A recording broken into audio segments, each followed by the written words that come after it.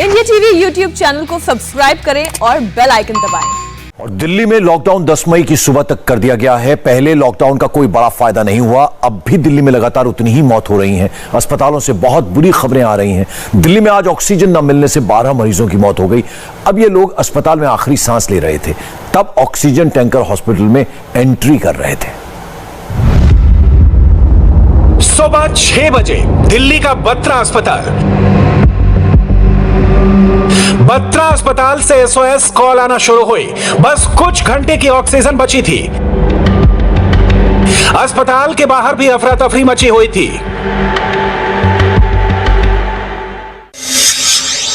20 calls जा रही हैं सब लोगों को। हमारे जो एग्जीक्यूटिव डायरेक्टर हैं और जो हमारे मेडिकल डायरेक्टर हैं, जिनसे अभी बात हुई आपकी आदरणीय डॉक्टर गुप्ता साहब, लगे हुए हैं।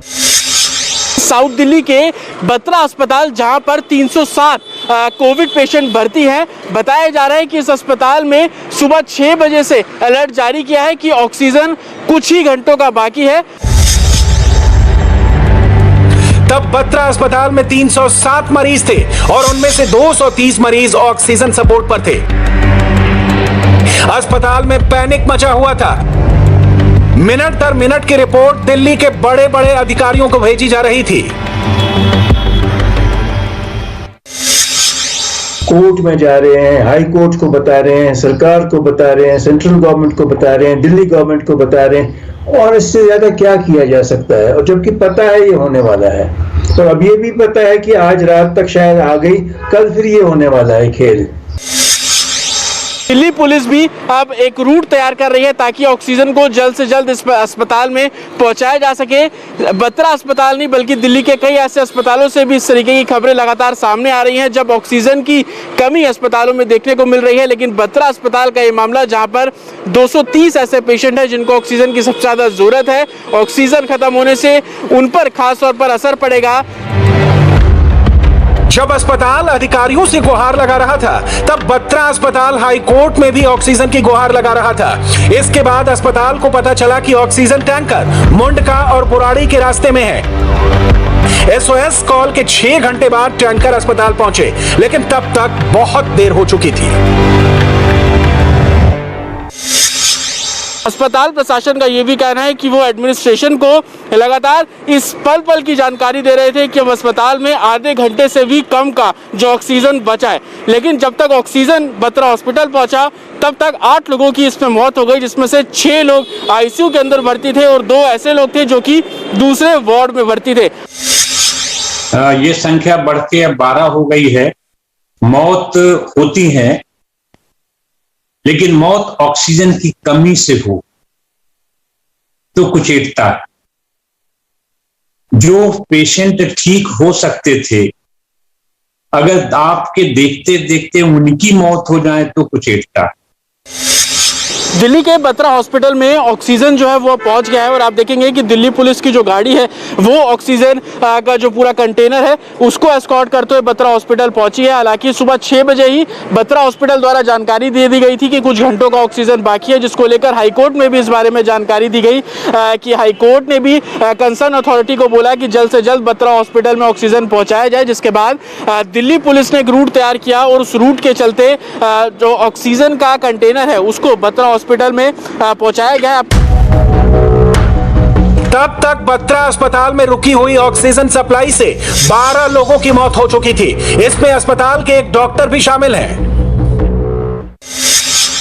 हमारे ही अस्पताल के senior consultant and head of the department of gastroenterologist doctor RK हिमतानी, जो एक कोरोना वॉरियर थे, इतने दिनों से कोरोना के साथ लोगों के हित में काम करते रहे।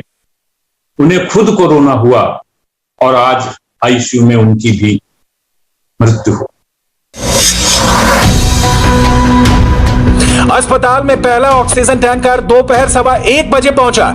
दूसरा ऑक्सीजन टैंकर 1:30 बजे पहुंचा। 6 बजे से ही लगातार कंसर्न अथॉरिटीज़ को ये जानकारी दी जा रही थी कि ऑक्सीजन जल्द से जल्द यहाँ पर पहुँचाया जाए और अब जाकर ऑक्सीजन बत्रा हॉस्पिटल पहुँचे। राहत की बात बिल्कुल है, लेकिन अस्पताल का साफ तौर पर कहना है कि डिले होने से कई लोगों को इसका नुकसान पहुँचेगा, जो कि अस्पताल में भर्ती उन मरीजों को भी नुकसान पहुँचेगा। तो वहीं दिल्ली पुलिस से भी संपर्क किया गया, क्योंकि जो कंटेनर थे ऑक्सीजन के वो काफ़ी दूर थे, उनको यहाँ पर लाने में समय लगता है, जिसके चलते एक रूट तैयार किया गया और दिल्ली पुलिस की गाड़ियाँ उस ऑक्सीजन कंटेनर को एस्कॉर्ट करते हुए बत्रा हॉस्पिटल पहुंची हैं। लेकिन 12 मरीज 1:15 बजे से पहले ही दम तोड़ चुके थे। हम उनसे कह क्या रहे हैं? हम कह रहे हैं जितनी ऑक्सीजन हमें चाहिए दे दो, वक्त से दे दो। ऑक्सीजन तो अभी भी दी उन्होंने, क्योंकि अभी आज मेरे पास अब 6000 लीटर हो गई ऑक्सीजन। लेकिन वो जो 1.25 घंटे का गैप था, उस 1.25 घंटे के गैप में जो गड़बड़ी हुई, उससे 12 लोगों की मौत हो गई। बत्रा अस्पताल में पैनिक इसलिए ज्यादा था क्योंकि शुक्रवार को भी यही दिक्कत आई थी। तब भी ऑक्सीजन खत्म होने की कगार पर थी और शाम को 5000 लीटर ऑक्सीजन किसी तरह सप्लाई की गई। यानी इस वक्त दिल्ली जैसे शहर में बत्रा हॉस्पिटल जैसे बड़े अस्पताल की डिमांड भी नेक टू नेक चल रही है। ये बात पिछले 1 सप्ताह से लगातार चल रही। पिछले 1 सप्ताह से ये घंटी लगातार हमारे ऊपर रहती थी कि अभी खत्म होने वाली है, कभी नहीं खत्म होने वाली, अब आ गई, अब 100 लीटर आई, अब 500 लीटर आई, और हर बार हमारा होता था। आज हमारा नहीं था। हमको मैनिफोल्ड से सिलेंडर्स के साथ 15-20 मिनट 25 मिनट जो भी चला सके, इसके बाद ऑक्सीजन नहीं। बत्रा अस्पताल में ऑक्सीजन को लेकर मामला हाईकोर्ट में चल रहा है और ऐसा नहीं है कि सरकार इस बात से वाकिफ नहीं है कि किस अस्पताल में कितनी ऑक्सीजन की जरूरत पड़ रही है। दिल्ली में 700 मीट्रिक टन ऑक्सीजन की जरूरत है। केंद्र से अब तक 490 टन ऑक्सीजन सप्लाई का दावा किया जा रहा है और मौजूदा क्राइसिस को देखते हुए इसे बढ़ाकर 590 करने की बात की जा रही है। जितनी ऑक्सीजन जिस राज्य ने मांगी, उतनी या कुछ केसेस में उससे ज्यादा ऑक्सीजन केंद्र सरकार ने उसे आवंटित कर दी। 18 राज्यों ने मांगी, 17 को जितनी ऑक्सीजन केंद्र सरकार से मांगी, 17 राज्यों को केंद्र सरकार ने दिलेरी दिखाते हुए दे दी। मैं सिर्फ 4 राज्य पढ़ के सुनाऊंगा, मैं ये कोई 17 राज्यों की फहरिस्त नहीं पढ़ूंगा। पंजाब ने 126 मांगा, 136 मेट्रिक टन मिला। राजस्थान ने 205 मांगा, 205 मिला। आंध्रा ने 440 मांगा, 440 मिला। उत्तराखंड ने 103 मांगा, 103 मिला। कर्नाटक ने 300 मांगा, उसको 300 मिला। मध्य प्रदेश ने 445 मांगा, उसे 545 मिल गया। दिल्ली ने 700 मांगा, उसे 376 मिला। और 376 छोड़ दीजिए, 300 भी आज दिल्ली के पास नहीं आ रहा है। एक्चुअल रियलिटी यह है कि जो एलोकेशन है, यानी कि जो आवंटन है, वो जमीन पर दिया नहीं जा रहा है, वो कागजों में आवंटन है। वो स्टेट गवर्नमेंट की रिस्पॉन्सिबिलिटी जो है वो निभा नहीं पा रहे हैं। मैंने कहा कि प्रोक्योरमेंट, आपसे मैंने पहले भी अर्ज किया था कि ये मीडिया में तो बहुत जल्दी जाना चाहते हैं, किसी और स्टेट ने देखिए नहीं, मीडिया में जाके जो है बात कर रहे हैं कि उनको इतनी ऑक्सीजन की जरूरत है, लेकिन ये मीडिया में पहले जाते हैं और जो सेंट्रल गवर्नमेंट को अप्रोच बाद में करते हैं। इसीलिए सुप्रीम कोर्ट के हलफनामा में आप देखिए जो तुषार मेहता जी ने क्या कहा है। उन्होंने कहा कि हमारे कोई ऐसी डिमांड नहीं जनरेट की है स्टेट एडमिनिस्ट्रेशन ने जिसकी गुहार जो है वो मीडिया में कर रहे हैं। तो ये भी समझना पड़ेगा कि ये मीडिया में ज्यादा चमकना चाहते हैं और अपनी रिस्पॉन्सिबिलिटी को निभाना नहीं चाहते। इसके अंदर तो मुझे लगता है कि जैसे जंग होती है, उसके जो उपाय करना होता है, मिलके सबको इकट्ठे होना होता है। एक दूसरे पे ब्लेम डालने से कुछ नहीं होने वाला। जो मदद कर सकता है वो मदद करे। At the same time panic ना करे कि कुछ लोग अब ऑक्सीजन स्टोर करें, सिलेंडर इधर उधर से लेके अपने घरों में रखें। दिल्ली हाई कोर्ट ने ऑक्सीजन डिमांड को लेकर बहुत कड़ा रुख अपना लिया है। कोर्ट ने बत्रा अस्पताल में 12 मरीजों की मौत पर सख्त आदेश दिया है। कोर्ट ने कहा है, बहुत हो चुका है। क्या हम दिल्ली में मरते हुए लोगों को लेकर अपनी आंखें बंद कर लें? पानी सर के ऊपर जा चुका है और केंद्र सरकार को इंतजाम करना होगा। केंद्र सरकार दिल्ली के लिए अलॉट की गई ऑक्सीजन को हर कीमत पर पहुंचाए। हमने माननीय जस्टिस सांघी से भी बताया कि सर हमको और कुछ नहीं चाहिए, हमें तो ऑक्सीजन चाहिए और लगातार चाहिए, टाइम से चाहिए, और कुछ नहीं चाहिए। जहां तक आपने कहा मनोबल का, हमारे यहाँ के 21 doctors, 21 doctors, they are corona positive. इसके बाद भी उनकी हिम्मत नहीं टूटी है इलाज करने में।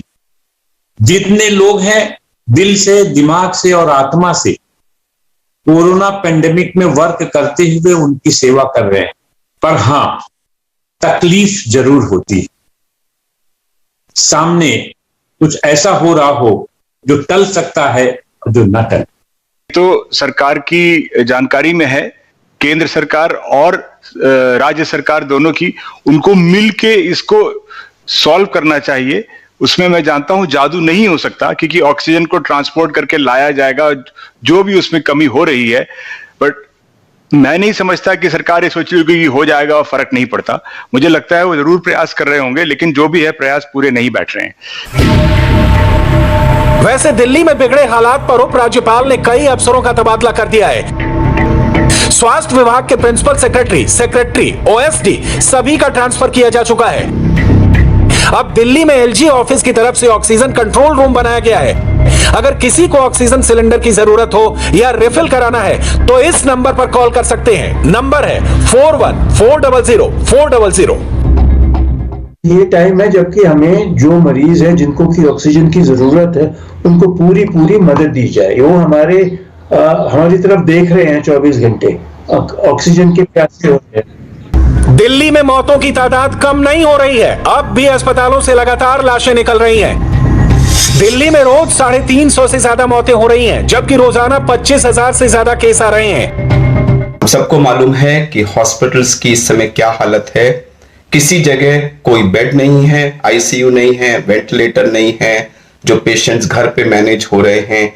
ऑक्सीजन की जबरदस्त किल्लत है। इस बैकग्राउंड में जहां हॉस्पिटल्स ऑलरेडी सैचुरेटेड हैं, अगर हमारा देश 4 लाख नए केसेस पर डे ऐड करता रहेगा तो उसमें से अगर 5% भी सीरियस केस हुए जिनको हॉस्पिटल और आईसीयू की जरूरत है, तो वो जो 20,000 केसेस रोज हॉस्पिटल्स में जाएंगे, वो कहां से बेड पाएंगे, कहां से आईसीयू पाएंगे, कहां से वेंटिलेटर पाएंगे, कैसे उनकी देखभाल होगी। यह एक सोच कर भी बहुत भयानक सी स्थिति दिखाई देती है। वैसे दिल्ली के अलावा देश के कई शहरों का ऐसा ही हाल है। दिल्ली और लखनऊ के बाद अब दक्षिण भारत में कर्नाटक एक बड़ा एपी सेंटर बन रहा है। कर्नाटक में 28 अप्रैल को 39,000 केस आए, 29 अप्रैल को 35,000 नए केस आए, 30 अप्रैल को यह तादाद बढ़कर 48,000 तक पहुंच गई। बेंगलुरु में लगातार टेस्टिंग बढ़ाई जा रही है, लेकिन लोग थोड़ा सुनते नहीं। 10 लोग कुछ बुलाया तो 3 लोग आता, 7 लोग भाग जाता। क्यों पता नहीं, वो डर के भाग जाता, क्या उसका क्या पता नहीं चल रहा। लेकिन टेस्ट नहीं कर रहा है, बहुत कम कर रहा है।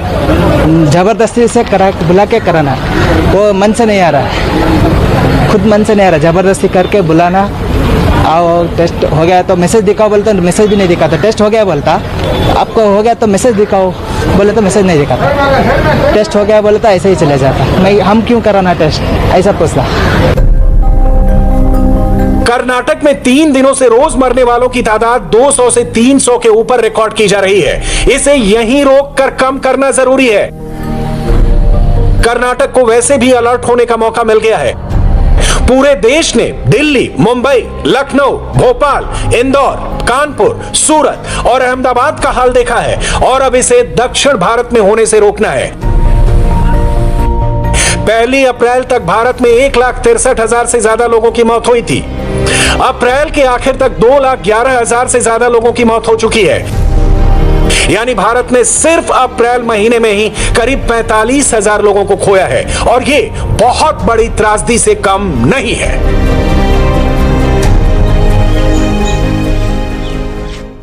एज ए डॉक्टर इसको मैनेज करना तो एक एस्पेक्ट है, लेकिन उससे ज्यादा मेरा ध्यान इस चीज की तरफ जाता है कि हमें हर हालत में इस नंबर को घटाना है, इस नंबर को घटाना है। और मुझे आज की तारीख में सिवाय एक सूरत के कि अगले 3 हफ्ते के लिए हर भारतवासी अपने को अपने घर के अंदर बंद कर ले, इसके अलावा कोई चारा नजर नहीं आता। थोड़ा बहुत curfew, night curfew, partial curfew, ये सब चीजें कोशिश हो चुकी हैं। इसके बावजूद भी 4 lakh per day detected cases हैं, एक्चुअल केसेस इससे कहीं ज्यादा हैं। इसलिए अब भारत का पूरा फोकस वैक्सीनेशन पर है, साथ में वैक्सीन की सप्लाई पर भी है, जो फिलहाल धीरे चल रही है। लेकिन अब इसमें एक बड़ी मदद रूस की तरफ से मिली है। अब भारत में तीसरी वैक्सीन स्पुतनिक वी भी आ चुकी है। स्पुतनिक वैक्सीन की पहली खेप रूस से हैदराबाद पहुंच चुकी है। सवाल है कि क्या स्पुतनिक वी कोविशील्ड और कोवैक्सीन की तुलना में ज्यादा कारगर है? रूस के गमालिया रिसर्च इंस्टीट्यूट का दावा है कि स्पुतनिक वी 91% से ज्यादा असरदार है, जबकि कोविशील्ड को 80% और कोवैक्सीन को 81% तक प्रभावी बताया गया है। इसको जो अल्टीमेटली इससे निजात मिलनी है, इससे छुटकारा मिलना है, वो वैक्सीन से ही मिलेगा। अब ये यूएसए में भी जिस तरह से चल रहा है वैक्सीनेशन कार्यक्रम, उससे ये और सुदृढ़ हो जाती है ये कि वैक्सीन को अब हमें बहुत ज्यादा गति देनी पड़ेगी, और वैक्सीन को गति बिना दिए इस पे हम नहीं इससे निकल पाएंगे। स्पुतनिक वी वैक्सीन आने से भारत में अभी मौजूद 2 वैक्सीन को लेकर प्रेशर कम होगा, क्योंकि अभी कोवैक्सीन और कोविशील्ड बनाने वाली कंपनी उतनी तेजी से उत्पादन नहीं कर पा रही जितनी देश को जरूरत है। सबसे पहले रूस से स्पुतनिक की 5 करोड़ डोज भारत भेजी जाएंगी और बाद में 7 करोड़ से ज्यादा डोज भारत में ही बनाई जाएंगी।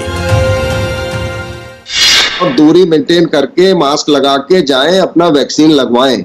वो तो करना ही करना है, उसमें कोई ऑप्शन नहीं है हमारे पास कि हम इसमें नहीं लगवाएंगे, वो कोई ऑप्शन है। और ये अल्टीमेटली हमको जितनी भी हमारी जनसंख्या है, चाहे वो 130 करोड़ हो, चाहे 135 हो, चाहे जो भी है, हमें करना ही पड़ेगा सबको। और उसमें गति हम समझते हैं जुलाई अगस्त से अगर हमारे पास 10 से 15 करोड़ लोगों को प्रतिमाह लगना शुरू होगी, तो हम 2022 के शुरू तक देख पाएंगे कि इसमें हमको कुछ कामयाबी मिल रही है।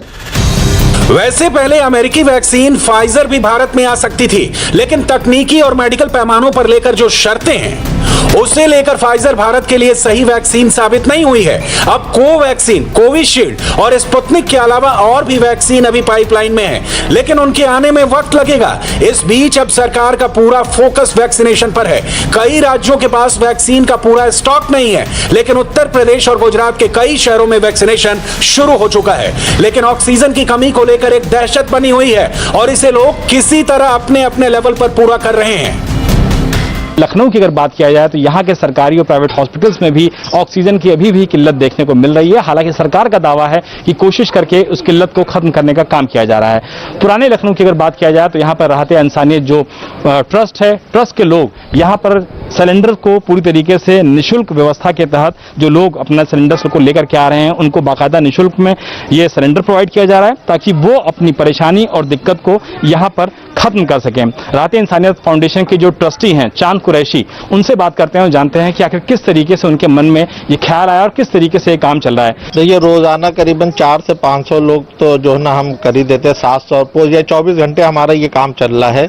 इसमें जो है ना कोई हम लोग जो ना मेरी फोन लाइन जो नंबर बटा हुआ है, तो 24 घंटे मेरे पास काले आया करते हैं और बराबर भीड़ बनी रहे।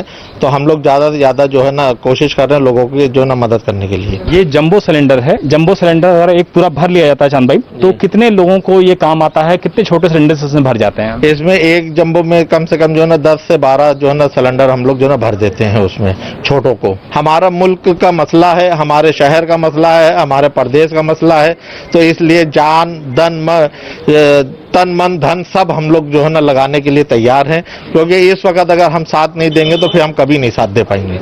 यहाँ पर जो बड़े ऑक्सीजन सिलेंडर्स हैं उससे छोटे ऑक्सीजन सिलेंडर्स को फिल किया जा रहा है और यहाँ पर बाकायदा जो लोग सिलेंडर लेकर के आ रहे हैं, देखिए दूर दराज से लोग लोग सिलेंडर लेकर के आ रहे हैं, उनके सभी सिलेंडर्स को पहले यहाँ पर पूरी तरीके से सैनिटाइज किया जा रहा है और सैनिटाइज करने के बाद उनको यहाँ पर निःशुल्क जो व्यवस्था की गई है वो पूरी तरीके से की गई है। लोग दूर दूर से यहाँ पर आए हुए हैं सिलेंडर्स को लेने के लिए। मैम, आप भी क्या इसीलिए आए हुए हैं यहाँ पर?